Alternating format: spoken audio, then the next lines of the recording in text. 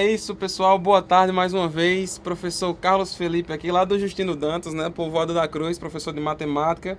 Vim dar uma continuação para vocês de função, né?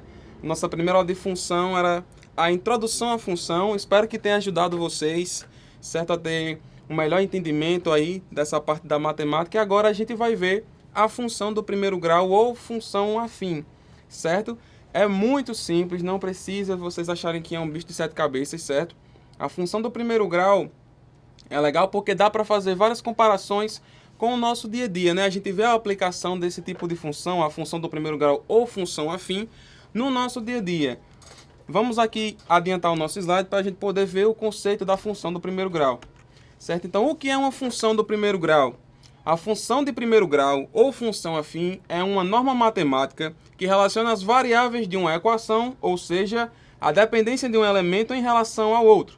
Por isso, a função de primeiro grau é utilizada para definir a relação entre as variáveis x e y, que a gente viu lá na nossa introdução à função, certo? Então, para mastigar mais esse conteúdo para vocês, né? Às vezes a nossa leitura de matemática fica um pouco complicada para vocês entenderem. Aliás, eu já peço para vocês frisarem um pouco nisso, pessoal. Às vezes a matemática, o problema dela, né, de vocês não entenderem direito, é porque às vezes o português é tão complicado quanto a parte dos cálculos, né? Vocês leem e não conseguem entender direito o que é que aquele texto está querendo dizer, certo? Então, para isso, leitura, tá certo? Leiam bastante, leiam mais de uma vez, para vocês poderem entender o que se diz ali, certo? Em resumo, a função do primeiro grau é uma dependência entre duas coisas, certo? Por exemplo, no seu dia a dia você tem várias coisas que têm dependência uma da outra. Por exemplo, um carro. Para um carro andar, você precisa pôr uma coisa nele que faz ele se locomover, chamada gasolina, certo? Então, o tanto de quilômetros que o seu carro vai andar depende da quantidade de gasolinas que você vai pôr nele, no tanque dele, certo? Se você pôr pouca gasolina, ele vai andar poucos quilômetros.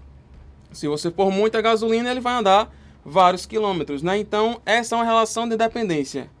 A quantidade de quilômetros para a quantidade de gasolina, certo? Então, sempre vai existir na função do primeiro grau uma dependência de um dos valores que a gente vai ver na nossa lei de função, que é o que vocês viram lá na nossa primeira aula, certo? Então, tá aqui, né, lei de função ou ordem de função. Vocês podem observar aí, eu coloquei um exemplo aqui, né, que tem f de x é igual a ax mais b. Esses daí são os elementos da nossa função do primeiro grau, certo? Onde sempre vai existir uma variável, que é o x, sempre vai existir um termo dependente que sempre vai estar junto dessa variável que a gente chama de x aqui, no caso seria o nosso a, podem ver aqui, ó, termo dependente, e um termo independente que vai ser o nosso b, certo? Então, em todo problema que vocês virem ou forem postos para vocês de função do primeiro grau, vocês vão ter esses três elementos para vocês identificarem no problema, certo? O A, o B e o X. O A, termo dependente, o X é a variável que sempre vai estar ligada ao A, e o B é o termo independente, certo? Ele é isolado. Então vamos lá. Só lembrando, pessoal, esse f de x que vocês veem aqui pode ser, sim, substituído por y, certo? A gente sempre trabalha muito com esse conceito de x e y. Às vezes a gente troca o y por f de x, vocês já embanando tudo na cabeça, né? Mas calma, certo? Sempre a sua função do primeiro grau, que envolve a variável x, no final das contas ela vai lhe dar o valor de y, certo? Ou f de x, é a mesma coisa, não precisa criar pânico na cabeça de vocês. Então, ó, dicas para a resolução de uma questão que envolve uma função do primeiro grau, certo? Então, o que é que vocês precisam fazer, colocar na cabeça de vocês para facilitar o processo, né, de resolução de uma questão da função do primeiro grau? Seja ela leitura ou seja ela um problema já matemático com números que lhe dão, certo? Você tem que aprender a identificar os elementos da ordem da função, o A e o B, certo? Quem é seu termo dependente e quem é seu termo independente. Assim como também quais as operações que estão envolvidas nesse processo, se é soma, subtração, multiplicação, certo? Você vai olhar ali no decorrer do seu texto, né, do seu problema, quais são as operações que aparecem para você poder montar a sua ordem de função e também saber quem ou o que é a sua variável, certo? Esses termos todos vão ficar mais claros para vocês quando a gente vir o nosso próximo exemplo. Então aqui, por exemplo, vocês têm 4 leis de função, né? Ou ordens de função. Temos A, B, C e D. Na A vocês têm f de x ou y, certo? Igual a 3x mais 1. Na B vocês têm f de x ou y, que é igual a 3 menos 2x. Na C você tem f de x é igual a 5x. E a D, f de x é igual a 2x menos 4. São 4 ordens de função aqui, onde eu já identifiquei para vocês aqui quem que é A e quem que é B, né? Aqui são questões matemáticas que já vêm com as ordens de função. Só estou pedindo para vocês avaliarem quem é o termo dependente e o independente. Lembrem, o termo dependente sempre vai estar associado ao x, ligado a ele, certo? Então, nessa questão aqui, f de x é igual a 3x mais 1. Quem é que está ligado ao x? A gente pode perceber que é o 3. Então, eu posso dizer que nessa ordem de função, o meu A seria o 3. E o B seria o 1, certo? Ele está isolado ali. Depois do sinal de mais, ele não está ligado a ninguém. Ninguém influencia no valor dele, certo? Ele não vai variar. Já o 3 vai variar de acordo com o valor de x, certo? Se eu alterar o x por qualquer número, ele vai multiplicar o 3 e o valor de 3 vai ser alterado. O 1 não, o 1 só vai ser somado a essa equação, certo? Então, o valor de A é o 3, porque está ligado ao x. E o valor 1 vai ser B, porque ele está ali isolado, né? Ele é o termo independente. Na nossa questão B, vocês têm aqui 3 menos 2x, certo? Então, quem seria o nosso termo dependente? Seria o menos 2, certo? Por quê? Porque ele está ligado ao x, certo?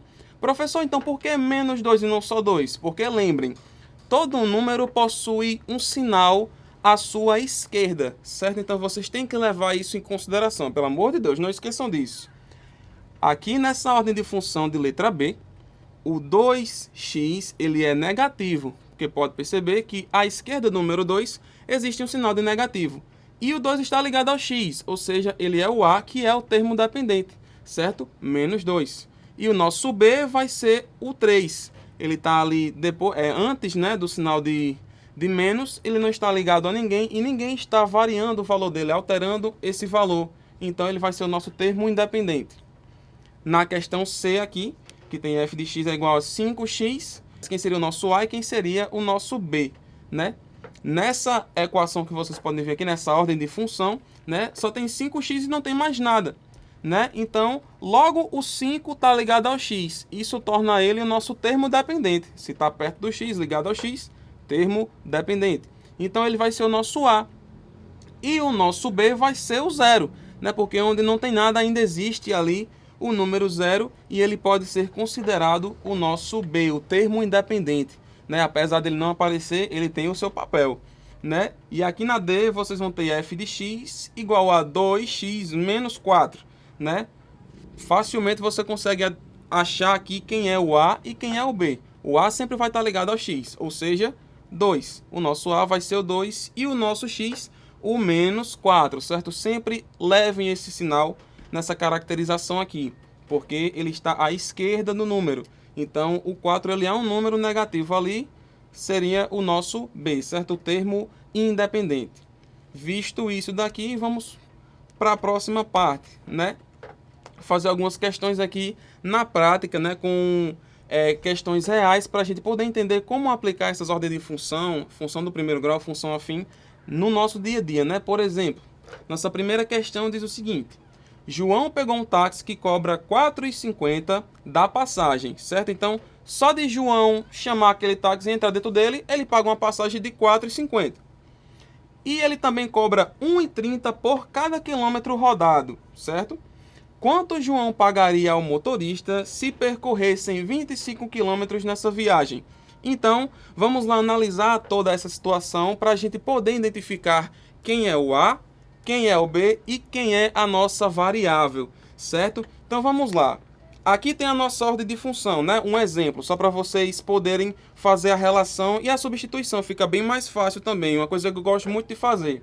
Quando eu vou começar uma questão, eu sempre escrevo essa ordenzinha de função base do primeiro grau e vou tentando achar os elementos. Quem é A e substituo em A. Quem é B, substitui em B. E quem é o X, substitui em X. Depois é só executar as operações, certo? Então vamos lá.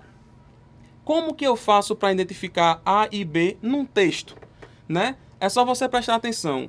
Aquele carinha que vai ser o A, ele sempre vai ter relacionado a ele algo que é mutável ou algo que é variável, que nesse caso será o nosso X, certo? Então vamos entender aqui essa questão, para ver se a gente acha primeiramente o A, né? João pegou um táxi que cobra R$ 4,50 da passagem e R$ 1,30 por cada quilômetro rodado. Qual desses valores aqui vocês acham que varia de acordo com outro fator, né? O 4,50 é um valor fixo. Você entrou no táxi, paga 4,50 e pronto, valor da passagem fixa.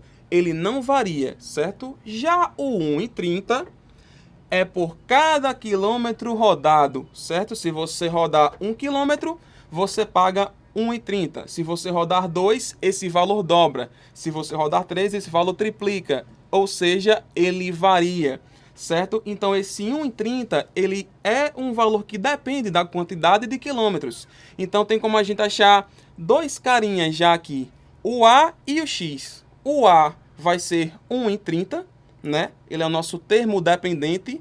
E o nosso X vai ser a quantidade de quilômetros, certo? Porque a cada quilômetro que você andar, você vai ter o valor de 1,30 dobrado, triplicado, quadruplicado, ou seja lá por quantos quilômetros você vai andar, certo? E o 4,50, que ninguém altera ele é um valor fixo, seria o nosso B, certo? Então, ó, temos aqui que o A é 1,30. O nosso B é o 4,50, porque ninguém mexe nele, ele não varia, é um preço fixo. E o nosso X seria a quantidade de quilômetros. No caso dessa questão em específico, ele disse que foi 25 quilômetros. Quanto João pagaria ao motorista se percorressem 25 quilômetros nessa viagem? Certo? Então, fazendo as substituições aqui dos números pelas letras dessa função, vocês poderiam achar isso daqui, né? Ó, o A é 1,30 multiplicado por 25 quilômetros, né? Que vai fazer ele ter a variação, mais 4,50 da passagem fixa, certo? Resolvendo essa equação, primeiramente a multiplicação, depois a soma, vocês vão achar o valor de R$ 37,00, certo? Então, se João pegasse um táxi, né, pagasse R$ 4,50 pela passagem e a cada quilômetro que ele andasse 1,30, sendo que eles percorreram 25 quilômetros, ele pagaria no final a esse taxista R$ 37,00, certo? É bem simples. Achou A, achou B e a variável, substitui na fórmula e faz as operações, certo? Outra questão. Neymar recebe um salário de $1 milhão. Eu queria que fosse o meu salário, né? Infelizmente ainda não é, mas quem sabe um dia. $1 milhão Neymar recebe por mês. E a cada gol que ele faz nas partidas, ganha mais $2 milhões. Quanto ele receberia se marcasse 5 gols em um mês? Então vamos entender. Neymar, certo? Tem um contrato lá com o time dele, Paris Saint-Germain, recebe 1 milhão, fictício, certo? Esse valor? Recebe 1 milhão por mês, o salário dele. Sendo que quando ele joga nas partidas, a cada gol que ele fizer num mês, acrescenta-se ao salário dele 2 milhões a mais de reais, certo? Então, 1 milhão do salário, 2 milhões a cada gol que ele fizer, certo? Então prestem atenção. Qual desses valores varia e qual desses valores é fixo? O salário dele varia, o salário fixo? Claro que não, né? Sempre no contrato dele está estabelecido aqui R$ 1 milhão. Se ele nunca fizer nenhum gol, ainda assim vai ganhar R$ 1 milhão por mês. E o valor que varia aqui é esses 2 milhões, porque a cada gol ele ganha mais 2 milhões. Se ele fizer um gol, 2 milhões a mais. Se ele fizer 2 gols, 4 milhões a mais. Se ele fizer 3 gols, 6 milhões. E assim vai crescendo, certo? Então, a quantidade de gols é a variável. O valor do gol é o nosso A, certo? Porque ele varia de acordo com a quantidade, certo? Então, o nosso A dessa questão é 2 milhões. A nossa variável X vai ser a quantidade de gols. E o nosso B, o termo independente, é o próprio salário dele, que é 1 milhão. Não varia por nada, certo? É estabelecido. E com isso a gente pode montar a nossa ordem de função, certo? Y é igual a AX mais B. Substituindo, vocês vão ter isso daqui, né? O Y vai ser igual a o A, que é 2 milhões o valor do gol, vezes 5 gols, né, que foi o que ele fez durante um mês aqui, ó, se ele marcasse 5 gols em um mês, né? Então, quantidade de gols que ele fez, 5. Já temos aí o A e o X, e mais o B, né, que seria 1 milhão que ele ganha por mês fixo do salário dele. Quando vocês fizerem essa conta aqui, primeiramente a multiplicação e depois a soma, vocês vão achar o valor de 11 milhões de reais, caso o Neymar faça 5 gols em um mês. É dinheiro, muito dinheiro, né, meu filho? Então vamos lá para a nossa próxima questão, um pouco mais perto da nossa realidade, né, de não milionários. Um segurança de shopping ganha R$ 1.500 por mês, certo? É o salário dele, fixo, tá lá na carteira dele, R$ 1.500 por mês. Esse valor não varia, certo? Para completar a sua renda, ele faz um turno extra em uma boate e ganha R$ 120 por noite de trabalho. Se ele fizer 4 turnos extras durante o mês, qual será a sua receita? Ou seja, o valor do salário dele no final do mês, né? Então vamos lá analisar aqui quem é que varia, quem não varia e a nossa variável, né? Então vocês têm aqui a informação de que ele recebe esse segurança R$ 1.500 por mês como salário, certo? Esse é o valor fixo do salário dele. Tudo que vocês identificarem como valor fixo sempre vai ser o seu B, certo? O seu termo independente. Já o 120 da boate, né, varia. Se ele trabalhar uma noite, ele ganha 120. Se ele trabalhar 2 noites, esse valor dobra. 3 noites, esse valor triplica. Então, esse valor ele é variável, né? O que é a variável? A quantidade de noites trabalhada. E o que é o A? Os R$ 120 que ele ganha por cada uma dessas noites, certo? Então, substituindo na nossa fórmula, ficaria dessa forma aqui. O nosso A, 120, certo? Relacionado com as 4 noites que ele trabalhou, a nossa variável, mais os 1.500 fixo do salário dele, né?